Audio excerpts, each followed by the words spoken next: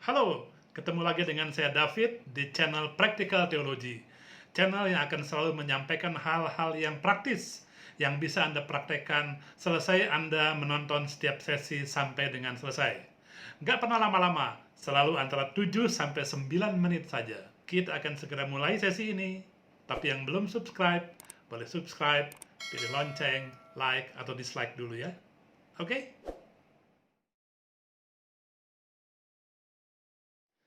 Kali ini kita akan mempelajari satu ayat yang mungkin sekali saudara sudah sangat kenal, yaitu Matius 5 ayat yang ke-20. Demikian bunyinya. Maka aku berkata kepadamu, jika hidup keagamaanmu tidak lebih benar daripada hidup keagamaan ahli-ahli Taurat dan orang-orang Farisi, sesungguhnya kamu tidak akan masuk ke dalam kerajaan sorga. Saudara, ayat ini sepertinya parah banget ya. Artinya bakalan sulit banget untuk kita praktekin. Kenapa? Karena ayat ini meminta kita untuk mampu mempraktekkan hidup keagamaan yang lebih benar dari hidup keagamaan orang Farisi dan ahli-ahli Taurat. Dan itu sebenarnya hampir-hampir nggak mungkin. Tapi karena ini firman Tuhan, mau nggak mau kita masih cari cara bagaimana untuk kita bisa melakukannya, mempraktekkannya. Nah, saudara, beginilah hidup keagamaan orang Farisi dan ahli-ahli Taurat. Mereka akan berusaha sekuat tenaga atau mereka akan ngotot untuk melakukan ke-613 mitzvot atau hukum yang ada dalam Taurat, yang terdiri dari 365 hukum negatif atau larangan dan 248 hukum positif atau hukum perintah untuk melakukan. Masih ditambah lagi dengan tradisi lisan yang ada lebih dari 1000. Ya, dan Alkitab mencatat ada satu orang paling tidak yang dapat melakukannya tanpa cacat. Dan siapa dia?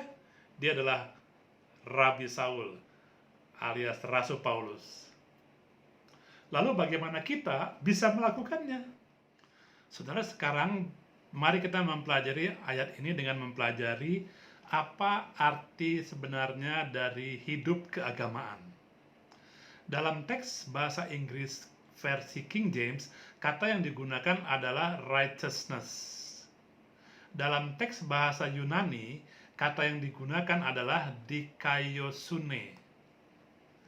Sekarang kita coba simulasikan jika kata hidup keagamaan kita ganti dengan kata kebenaran atau righteousness sesuai dengan teks King James. Menjadi begini, maka aku berkata kepadamu, jika kebenaranmu tidak lebih benar daripada kebenaran ahli-ahli Taurat dan orang-orang Farisi, sesungguhnya kamu tidak akan masuk ke dalam kerajaan sorga. Pertanyaannya, kebenaran apa yang dilakukan oleh orang-orang Farisi dan ahli-ahli Taurat?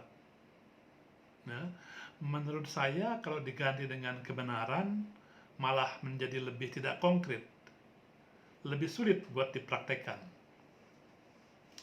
Oke, bagaimana kalau sekarang kita flashback ke 2000 tahun yang lalu? Ya, saat Yesus bicara tentang apa yang dicatat dalam Matius 5 ayat 20 ini. Begini, Tuhan Yesus adalah orang Yahudi. Ketika ia mengajar, ia menggunakan kata, menggunakan frasa, menggunakan konsep dan ide-ide yang dapat dipahami oleh orang Yahudi. Termasuk ketika Yesus berkata tentang hidup keagamaan atau righteousness atau dikaiosune. Masalahnya adalah kata atau frasa apa yang Yesus gunakan ketika menyampaikan pengajaran tersebut. Yang pasti Yesus nggak pakai kata dikaiosune, sekalipun penulisan Injil Matius menggunakan kata atau bahasa Yunani, karena Yesus tidak berbahasa Yunani. Nah, untuk mengetahui kata apa yang digunakan oleh Tuhan Yesus saat mengucapkan apa yang dicatat dalam Matius 5 ayat 20 tersebut, mari kita mendekatinya dengan melihat ayat tersebut dalam kitab PB-nya orang Yahudi, yaitu PB dalam bahasa Ibrani. Nah, ini dia ayatnya. Saudara ingat ada dua frasa yang diulang dalam ayat Matius 5:20 ini. Di dalam teks Indonesia itu adalah hidup keagamaan, di dalam teks King James itu adalah righteousness, di dalam teks Yunani itu adalah dikaiosune. Nah, dalam teks Ibrani, kata yang diulang adalah, saudara lihat yang di highlight warna merah. Dan itu adalah kata sedekah. Yang pertama, sidkatehem, itu artinya sedekah kalian. Yang kedua adalah mitsidkat, itu adalah sedekahnya. Nah, di situ adalah hasoverim atau ahli Taurat dan vehaperosim, orang Farisi. Ya. Selanjutnya kita lihat kamus.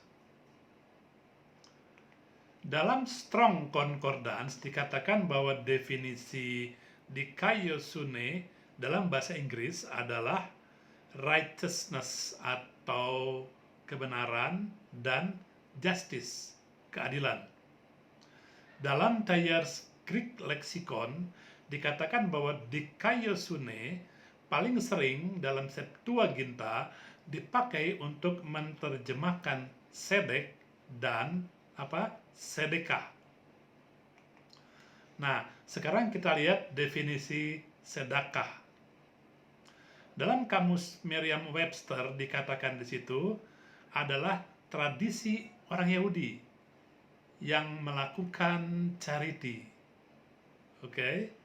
Dan dalam kamus Leksiko dikatakan itu adalah charitable giving dan merupakan sebuah kewajiban moral.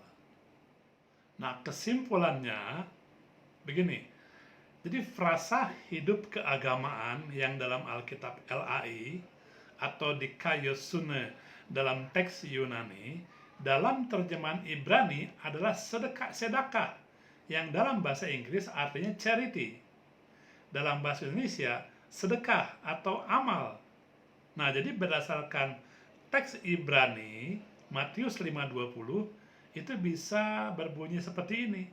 Maka aku berkata kepadamu, jika sedekahmu tidak lebih benar daripada sedekah ahli-ahli Taurat dan orang-orang Farisi, sesungguhnya kamu tidak akan masuk ke dalam kerajaan sorga. Saudara, bagi orang Yahudi, bersedekah itu adalah membangun keadilan sosial atau social justice. Ingat definisi dikaiosune itu juga adalah justice, keadilan. Dalam episode yang lalu kita pernah bicara ayat 2 Korintus 8 ayat ke-14 yang demikian bunyinya, maka hendaklah sekarang kelebihan kamu mencukupkan kekurangan mereka, agar kelebihan mereka kemudian mencukupkan kekurangan kamu, supaya ada keseimbangan. Saudara, bukankah ayat ini bicara tentang keadilan sosial? Jadi, bukankah praktek firman yang kita bicarakan pada episode ini adalah sedekah, amal, atau charity? Tentunya ini bagi yang memiliki kelebihan. Nah, Anda pasti bertanya-tanya, atau mungkin bingung, atau nggak setuju dengan paparan saya kali ini. Timbul pertanyaan, bagaimana yang masih kekurangan? Apa nggak bisa masuk kerajaan sorga? Nah, nanti di episode yang kelima akan kita bahas lebih lanjut. Teruslah belajar sampai menemukan kebenaran yang benar-benar benar. God bless you.